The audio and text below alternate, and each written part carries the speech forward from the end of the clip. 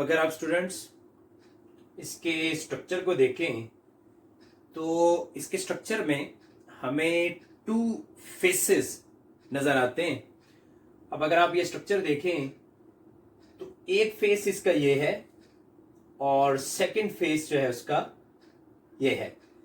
अच्छा देखिए स्टूडेंट, ये आपको नजर आ रहा है कि ये जो इसका फेस है, this face is convex face, या हम इसको कह सकते हैं कन्वेक्स साइड।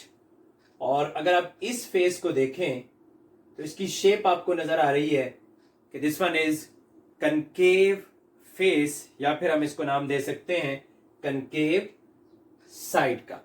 अच्छा, जो इसकी कन्वेक्स साइड होती है उसको हम सिस फेस का नाम देते हैं, और जो इसकी कनकेव साइड है इसको हम ट्रांस फेस का नाम देते हैं। This one is cis and this one is trans. अच्छा जी, इसी तरह से ये जो सिस और ट्रांस है, हम सिस को कह सकते हैं कि सिस इज द फॉर्मिंग फेस, और जो ट्रांस फेस है this is called maturation face. अच्छा जी, इनको हम फॉर्मिंग फेस या मैच्योरेशन फेस ये नाम हम क्यों देते हैं? असल में होता ये है कि जो इसका फॉर्मिंग फेस होता है इसमें कांस्टेंट फॉर्मेशन हो रही होती है सिस्टर्नी की due to vesicle entry from ER. यानी ईआर से जो है ना वो वेजिकल्स आ रहे होते हैं और वो कंटिन्यूसली इसमें एंटर हो रहे होते हैं इस फेस में। तो इसी वजह से इस फेस को हम क्या नाम दे रहे होते हैं जी? This face is called forming face. और वो जो वेजिकल हैं वो यहां एंटर होके और फॉर्मेशन कर रहे होते हैं सिस्टर्नी की। अच्छा जी, जो मैच्योरेशन फेस है, मैच्योरेशन फेस में याद रख लें कि इसमें सिस्टर्नी जो है वो ब्रेक हो रही होती हैं। अब यहां पे देखें ये सिस्टर्नी, और इसकी जो है ना वो ब्रेकेज हो रही है किस चीज में? Into vesicle. दोबारा से जो है ना ये वेजिकल के अंदर टूट रहे हैं, और उन वेजिकल के लिए हम वर्ड यूज करते हैं गोल्जी वेजिकल्स। और इनमें से कुछ गोल्जी वेजिकल ऐसे होते हैं जिनमें स्पेसिफिक एंजाइम होते हैं और उनको हम लाइसोसोम कह सकते हैं, और कुछ ऐसे वेजिकल होते हैं जिनके लिए हम पैरोक्सिसोम का वर्ड यूज करते हैं। तो कलेक्टिवली हम इनके लिए वर्ड यूज करेंगे गोल्जी वेजिकल। अच्छा, अब देखिए स्टूडेंट, अगर हम as a whole Golgi apparatus के स्ट्रक्चर को देखें तो हमें ये 5 टाइप के स्ट्रक्चर इसमें, यानी 5 कंपोनेंट्स हमें इसमें नजर आएंगे। अब ये 5 कंपोनेंट कौन कौन से हैं? इसमें जो फर्स्ट कंपोनेंट है उसको हम कहते हैं सिस गोल्जी नेटवर्क। अच्छा देखिए स्टूडेंट, ये जो सिस गोल्जी नेटवर्क है ये असल में क्या है? ये आपको नजर आएगा टूवर्ड द न्यूक्लियस, यानी ये फेस करता है न्यूक्लियस को। तो अगर आप देखें तो ये जो सिस फेस है इसका, ये सिस फेस जो है ये फेस कर रहा है न्यूक्लियस को, यानी ये न्यूक्लियस वाली साइड पे है। तो ये क्या करता है जी? ये फेस करता है न्यूक्लियस को, और इसका कनेक्शन किसके साथ बना हुआ है? अगर आप देखें तो इसका जो कनेक्शन है वो ईआर के साथ है, एंडोप्लाज्मिक रेटिकुलम्स के साथ। तो ये आपको नजर आ रहे हैं, this one is the nucleus, these are RER rough endoplasmic reticulum, and these are SER smooth endoplasmic reticulums. तो इस तरह इनका जो कनेक्शन है वो ईआर के साथ बन रहा है। तो आप सिंपली यूं कह सकते हैं कि जो सिस गोल्जी नेटवर्क है, this is the entry point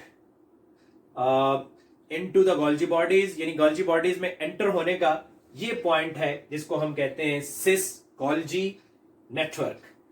अच्छा जी, उसके बाद अगर आप ये सेकंड नंबर पे आ जाएं, this one is the second component, और ये जो सेकंड कंपोनेंट है इसके लिए हम सिस गोल्जी का वर्ड यूज करते हैं। और सिस गोल्जी जो है ना ये बेसिकली मेजर प्रोसेसिंग एरिया है। यहां पे जो भी मटेरियल ईआर से आ रहे हैं वो इधर क्या होंगे जी? प्रोसेस होंगे, यानी उनकी प्रोसेसिंग होगी। और इसके साथ साथ यहाँ पे बायोकेमिकल मॉडिफिकेशंस होती हैं इस रीजन में। अच्छा, इसी तरह से थर्ड कंपोनेंट की तरफ आ जाए। तो इसको हम कहते हैं मीडियल गोल्जी। और ये जो मीडियल गोल्जी है यहां पर भी प्रोसेसिंग एरिया, ये मेजर प्रोसेसिंग एरिया, और ये बायोकेमिकल मॉडिफिकेशंस को ये क्या करता है जी, अलाउ करता है। फोर्थ वन पे अगर आप आ जाए तो ये जो फोर्थ वन है इसको हम कहते हैं ट्रांस गोल्जी। और ये जो ट्रांस गोल्जी है इसके बारे में याद रखिएगा, this is also major processing area, और यहां पर भी बायोकेमिकल मॉडिफिकेशंस हो रही होती हैं। अच्छा स्टूडेंट, इसी तरह से लास्ट जो कंपोनेंट है fifth one, this is trans Golgi network.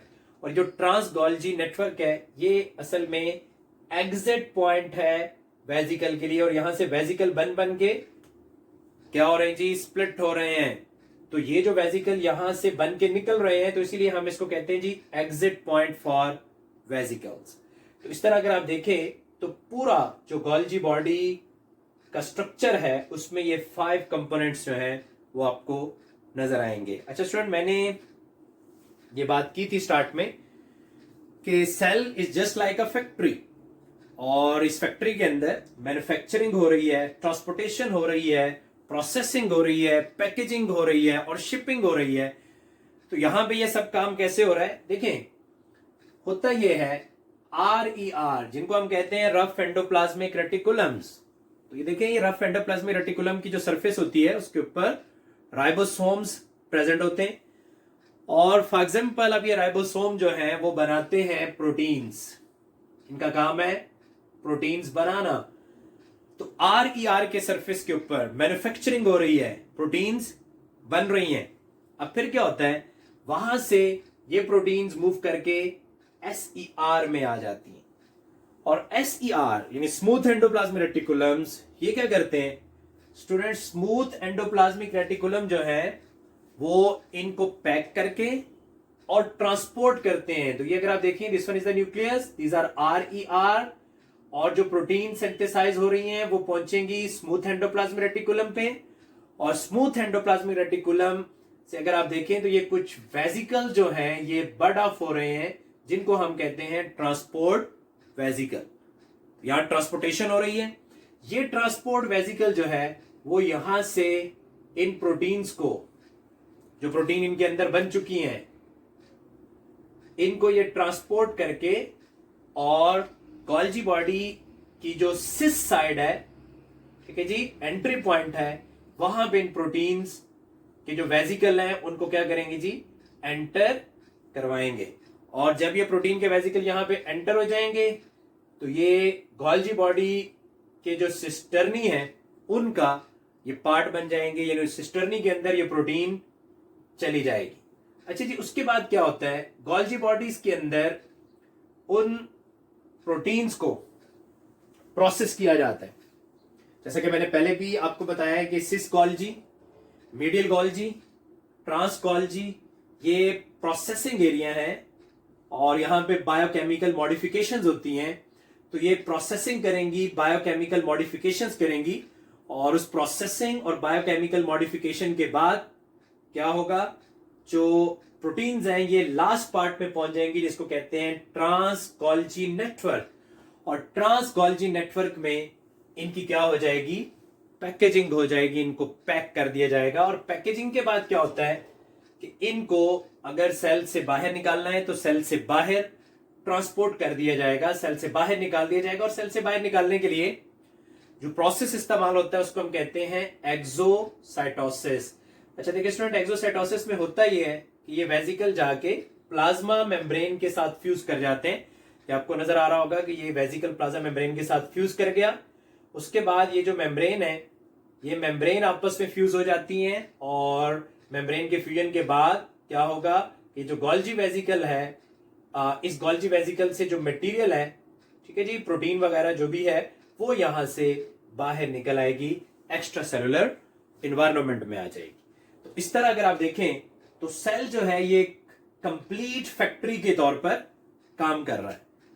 अच्छा देखिए स्टूडेंट, गोल्जी बॉडीज के अगर हम फंक्शंस को डिस्कस करें तो सबसे जो इसका पहला फंक्शन है वो आपको नजर आ रहा है कि Golgi bodies are involve in the process of cell secretion. Cell secretion का मतलब यह है कि मटेरियल्स को सेल से बाहर निकालने का काम। अब आप इस प्रोसेस को अगर आप देखें तो यहां पे आपको यही नजर आ रहा है कि मटेरियल जो है वो सेल से बाहर निकल रहे हैं with the help of exocytosis.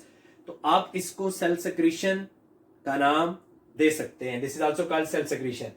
अच्छा देखिए स्टूडेंट, अब हमारी बॉडी के अंदर बेशुमार ऐसे सेल्स हैं, बेशुमार ऐसे ऑर्गन्स हैं जहां सेल सेक्रीशन ज्यादा होती है। फॉर एग्जाम्पल, अगर हम एग्जाम्पल ले लें, जैसे लिवर है, तो लिवर के सेल्स में सेक्रीशन होती है। इसी तरह से आप ले लें पेंक्रियाज, उनके सेल में सेक्रीशन हो रही है। तो जहां भी, या ग्लैंड्स वगैरह की बात कर लें, जहां सेल सेक्रीशन हो रही है, तो जिस जगह पे सेल सेक्रीशन हो रही होगी वहां ये गोल्जी बॉडीज की अमाउंट ज्यादा है। अच्छा जी, सेकंड जो रोल है गोल्जी बॉडीज का, Golgi bodies are involve in formation of lysosome and peroxisome. अब यहां अगर आप स्टूडेंट देखें तो ये जो गोल्जी वेसिकल्स हैं, जब ये गोल्जी वेसिकल यहां से बनते हैं ट्रांस गोल्जी नेटवर्क से, तो इन गोल्जी वेसिकल में अगर आप देख लें कि गोल्जी वेसिकल के अंदर किस किस्म के एंजाइम है, उस एंजाइम के हिसाब से आप इनको लाइसोसोम या फिर पेरोक्सिसोम का नाम दे सकते हैं। तो these are involve in formation of lysosome and peroxisome. ये लाइसोसोम और पेरोक्सिसोम बनाने में इनका रोल है। अच्छा, इसी तरह से these are involve in modification of protein. ये प्रोटीन्स की मॉडिफिकेशन में इन्वॉल्व हैं, और वो मैंने आपको बताया है कि ये 3 रीजन है, सिस गोल्जी, मीडियल गोल्जी और ट्रांस गोल्जी। ये मेन प्रोसेसिंग एरिया है और मेन बायोकेमिकल मॉडिफिकेशन प्लेसेस हैं जहां पे प्रोटीन्स वगैरह की मॉडिफिकेशन होती है। अच्छा, इसी तरह से Golgi bodies are involve in formation of cell wall. अच्छा देखिए, सेल वॉल बनाने का जो मटेरियल है वो भी गोल्जी बॉडीज के अंदर पैक होता है, और पैक होने के बाद, फॉर एग्जांपल जब सेल डिवीजन होती है, अगर मैं प्लांट की सेल डिवीजन ले लूं, क्योंकि सेल वॉल प्लांट के सेल में ही बनती है, तो अगर हम प्लांट के सेल की सेल डिवीजन ले लें, तो उसमें अगर आप देखें तो जब एक सेल डिवाइड होता है और एक सेल से डिवीजन के दौरान 2 न्यूक्लियाई उस सेल के अंदर बनते हैं, तो जब ये 2 न्यूक्लियाई बन जाते हैं तो आफ्टर दैट क्या होता है कि जो गोल्जी वेसिकल्स होते हैं वो इनके सेंटर में जाके और वहां पे एक पार्टीशनिंग बना देते हैं। और देखिए स्टूडेंट, वो जो पार्टीशनिंग होती है उसके लिए हम फ्रेगमोप्लास्ट का वर्ड यूज करते हैं, दैट इज कॉल्ड फ्रेगमोप्लास्ट। और ये जो फ्रेगमोप्लास्ट है, ये फ्रेगमोप्लास्ट बाद में सेल वॉल बनाने में हेल्प करती है। अच्छा, इसी तरह से जी, the last role of Golgi bodies is formation of conjugated molecule. और ये कंजुगेटेड मॉलिक्यूल जैसे कार्बोहाइड्रेट प्रोटीन के साथ मिलके तो ग्लाइकोप्रोटीन, कार्बोहाइड्रेट लिपिड के साथ मिलके ग्लाइकोलिपिड। तो ये जो ग्लाइकोलिपिड ग्लाइकोप्रोटीन की फॉर्मेशन होती है, ये भी गोल्जी बॉडीज के अंदर प्रोसेसिंग के दौरान ये फॉर्मेशन हो जाती है, और इसमें स्पेसिफिक एंजाइम अपना रोल जो है वो प्ले करते हैं। तो स्टूडेंट, आज हमने डिस्कस किया है गोल्जी कॉम्प्लेक्स को। हमने गोल्जी कॉम्प्लेक्स के स्ट्रक्चर को और उसके फंक्शंस को डिटेल के साथ डिस्कस किया। हमारा आज का लेक्चर यहीं तक था। आपसे इंशाल्लाह नेक्स्ट लेक्चर में मुलाकात होगी। मुझे इजाजत दीजिए। Till that time, Allah Hafiz.